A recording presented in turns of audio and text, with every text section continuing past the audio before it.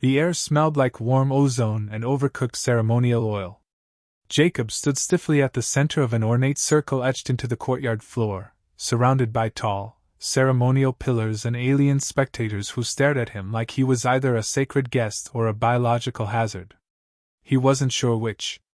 His translator earpiece buzzed again, then recalibrated as an elder alien cleared her throat and raised a long, jewel-tipped staff. "Let the bonding display commence," she declared. "The human male shall evaluate compatibility through chosen candidate Zili Ka of the Verdari line." Jacob adjusted his collar and mumbled, "Still not sure how I got roped into this." Zili Ka approached, rigid as a statue in motion, wearing a tight ceremonial wrap and an expression that tried to project confidence but landed somewhere between stage fright and a dental emergency. She stopped 2 paces in front of him and bowed sharply. "I am Zili Ka," she began, her voice quivering. "I am healthy. I produce efficient pheromones. My bloodline includes 3 conquerors and 1 hygienic inventor." "Hi," Jacob replied carefully. "I'm Jacob. I fix power relays." Silence. Zili Ka pulled a small, dead, scaled creature from a pouch and held it out like a sacred offering. "This is a gift. I hunted it myself. It is considered tender by local standards." Jacob blinked. "You brought me a reptile carcass?" "It was once warm." "I appreciate the gesture. You may boil the bones to create virility broth." "Okay. That's one way to kick off a date." Zili Ka looked panicked. "Should I recite my medical metrics?" "Maybe let's skip that. I trained with audio mimicry," she offered desperately.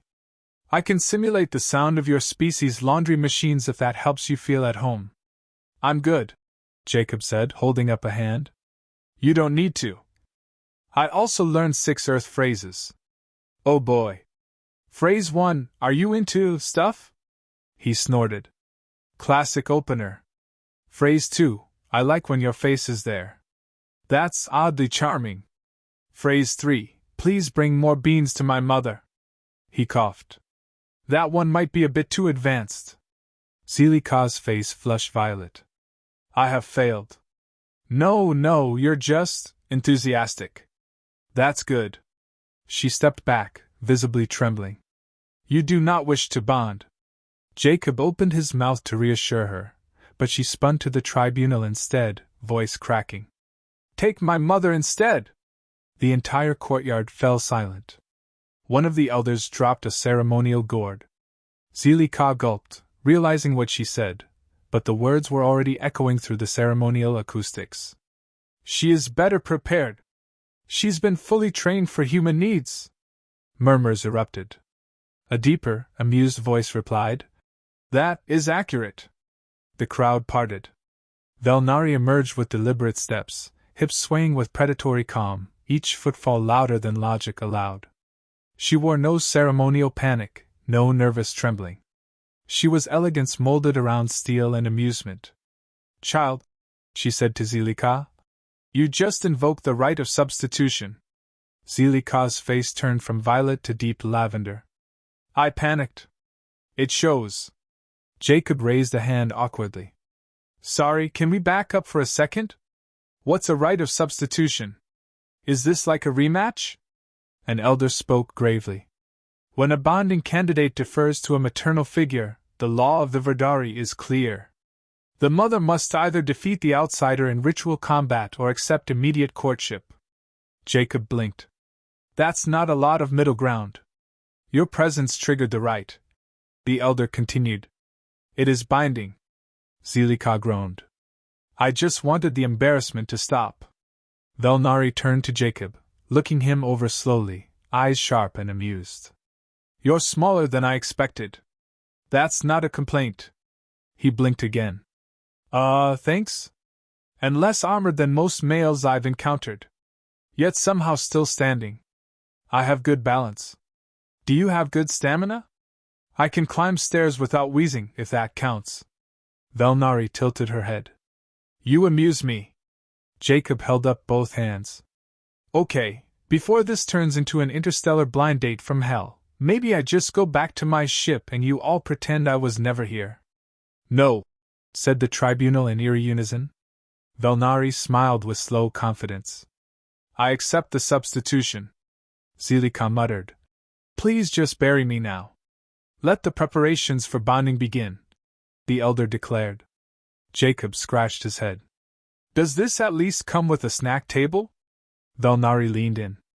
You'll need the energy. Jacob stood in a narrow chamber filled with incense, and something that smelled like overused leather. His ceremonial tunic had no pockets, and rode up every time he breathed too hard.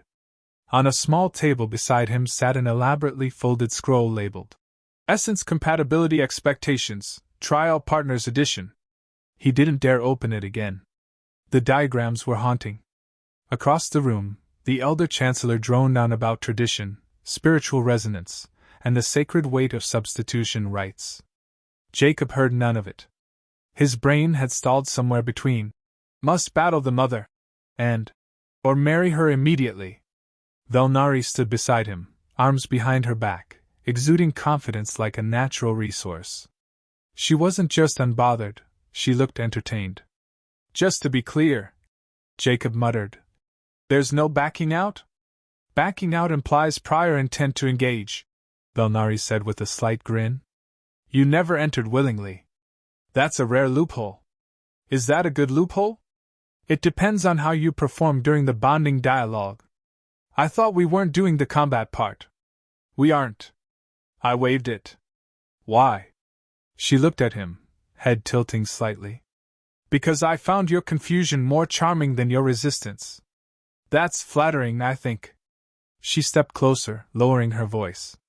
You must now participate in the pre-fusion acknowledgement ritual. That sounds suspiciously like a wedding. It is more like a job interview, with consequences. Jacob exhaled slowly. Wonderful. The officiator cleared his throat. You may begin the exchange of compatible traits. Velnari turned fully toward him. I am Velnari, mother to Zelika, widow of General Roten. I am 74 cycles old, possess a combat ranking in the top 3 percentile, and can prepare 7 varieties of post-encounter rejuvenation broth. Jacob blinked. That's specific. Your turn. He rubbed his hands together. Okay. I'm Jacob. I'm a systems tech. I can recalibrate atmospheric scrubbers in my sleep. I once survived eating alien street food that made another guy go blind. I'm moderately flexible and fully vaccinated. Velnari smirked. I accept your offering. The officiator nodded. Intent is logged. Jacob leaned closer. Is this part actually legal? Velnari whispered. By now, you've completed 3 out of 5 marital steps. I didn't mean to. That's how most mating bonds start on this planet. The scroll lit up in confirmation. Jacob winced. Did I just agree to anything physically binding? Not yet, she said. But you're wearing the robe. That's step 4. Wait, what's step 5? Permission to touch. Jacob stood very still. Touch, like a handshake? In this context, it means mutual physical curiosity with implied continuation. That's the scientific term? It's been generously translated. The officiator stepped forward. Do the parties accept stage 5, preliminary contact? Velnari didn't hesitate. Yes. Jacob hesitated. I mean, this is all moving really. Velnari took his hand gently. You are not bound, Jacob. You are merely acknowledged. I've never been acknowledged this hard before. Her grip was warm. Calm. Too calm. The bonding trial shall commence, the officiator announced. Jacob turned to her. So what happens next? More rituals? A questionnaire? We are given a shared room, time alone, and a list of optional activities that may or may not lead to interspiritual convergence. Translation? We sleep in the same space and see what happens. He exhaled. This planet's customs are dangerously casual about life partnerships. You've been remarkably adaptable for someone who nearly fainted at the sight of a ritual gourd. That thing pulsed. She raised an eyebrow. Are humans always this flammable under pressure? Only the good ones. Velnari looked amused again. You're not what I expected. Good. I expected someone duller. Less reactive. I thought I was reacting a lot. No, you're improvising. That is more interesting. He rubbed the back of his neck. So what do you really think about this whole marry the human business? I think my daughter panicked, invoked an ancient clause, and accidentally gave me an opportunity one never considered. Which part's the opportunity? She leaned close again. To understand your kind better. Up close. With permission. His ears turned red. You know, humans have a thing called a first date. Then consider this the most productive first date you've ever survived. Survival seems to be the recurring theme here. She nodded once. It's an excellent foundation. They both turned as a ceremonial bell rang in the distance. Your bonding chamber is prepared, the officiator said. Velnari stepped toward the door without hesitation. Jacob followed, heart pounding. This is a very weird first day, he muttered. You'll find I make most days weird, she replied. He smiled in spite of himself. I'm starting to believe it. The bonding chamber wasn't as romantic as Jacob feared. It looked more like a minimalist weapons vault with mood lighting. The walls glowed faintly, pulsing with alien biocircuitry that reacted to movement. At the center stood a circular table with 2 bowls of steaming, questionably colored liquid, and a hovering sphere that emitted soft harp music every time someone breathed too loudly.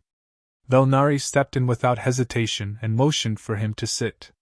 Jacob obeyed, adjusting his tunic and trying not to stare at anything for too long. This is the sustenance trial, she explained. It tests emotional rhythm and digestive fortitude. That's a lot of pressure for soup, Jacob muttered.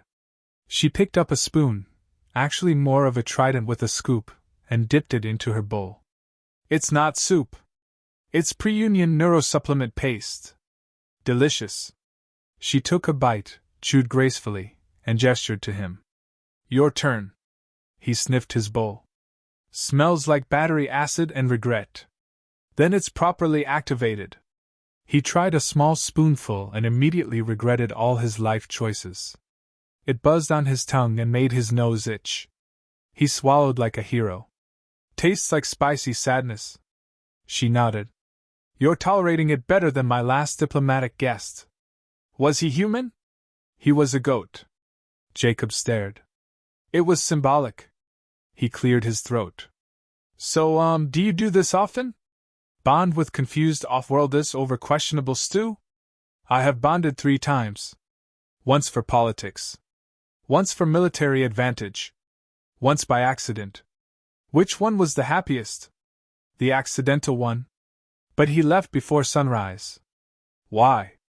He said my energy was too aggressive for his heart gland. Jacob stirred his paste. That might have been a compliment. She leaned forward slightly. And you?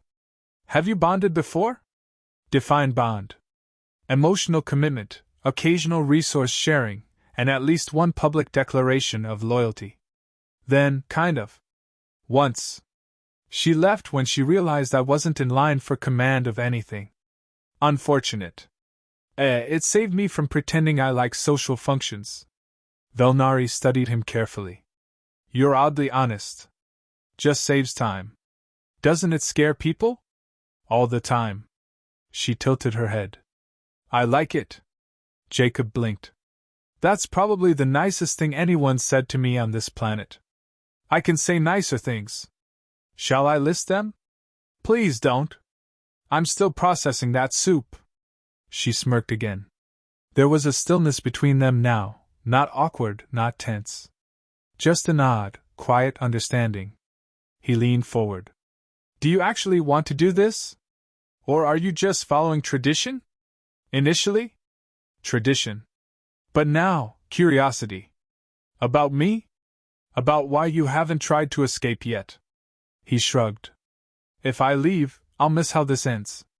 You're assuming there's an ending. I'm hoping it involves less paste.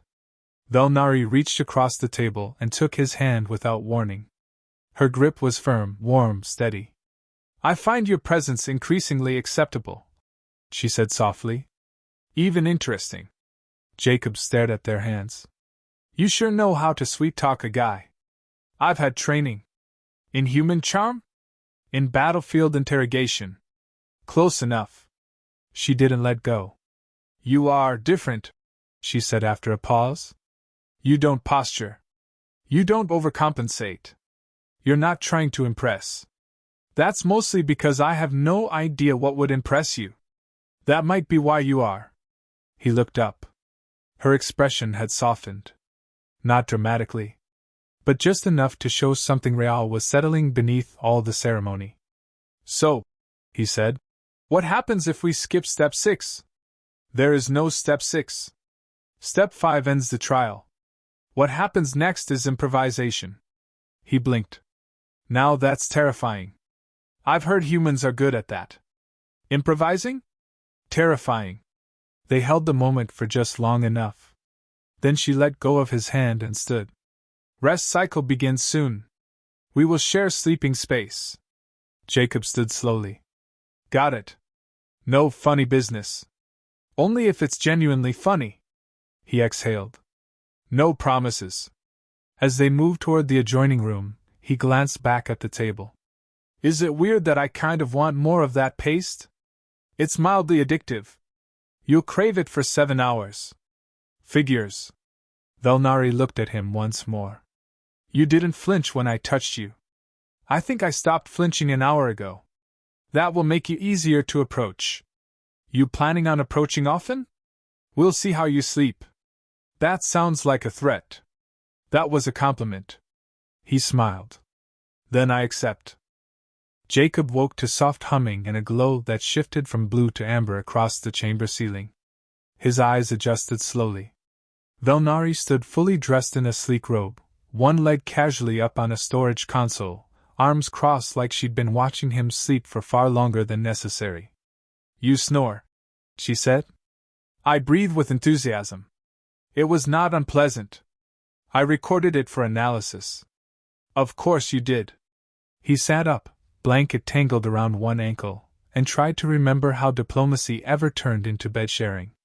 Technically, they hadn't done anything that violated interspecies conduct, but they'd come uncomfortably close to something domestic. He had fallen asleep to the sound of Velnari listing all the things about humans she still didn't understand, and oddly, he'd wanted to answer every one. "We are expected at the council within the hour," she said. "I'm not great with councils before breakfast. They won't feed you. They assumed the bonding paste was sufficient for 3 cycles." He groaned. "That explains why I dreamed about sandwiches yelling at me." Velnari tilted her head. "You dream of sentient sustenance? Sometimes the bread judges me. Your subconscious is aggressive. I learn from the best." She smirked and stepped toward him, then paused. "Last night was efficient." "Efficient?" "You processed high levels of social pressure without aggression. You adapted. You expressed humor without threat display. You made space for silence. That's just called being exhausted. Still, it was effective." Jacob rubbed his eyes. "So what now? Are we officially something? Or was this just a very intense cultural escape room?" "There is one final clause, mutual declaration." "Sounds ominous."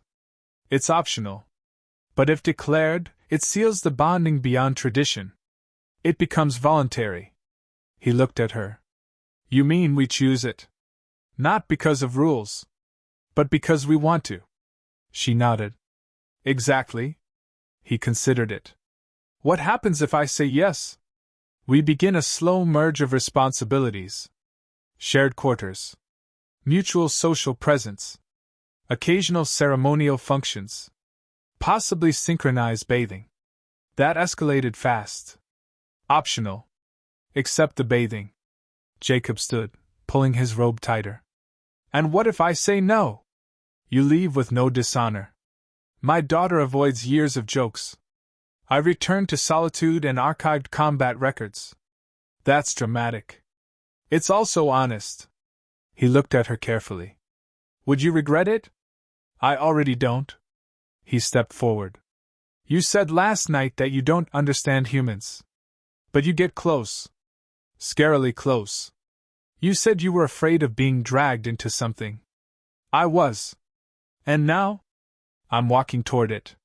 She extended her hand, open-palmed. Then say it. And mean it. He took a breath. I choose this. I choose you.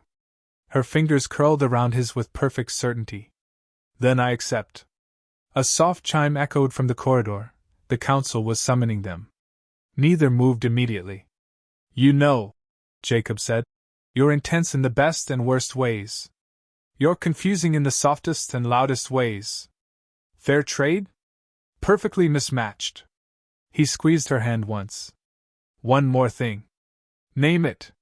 Please don't ever let me drink that bonding paste again. No promises. They walked out side by side, still figuring it out, still wildly incompatible by every metric, and somehow already ahead of everyone else.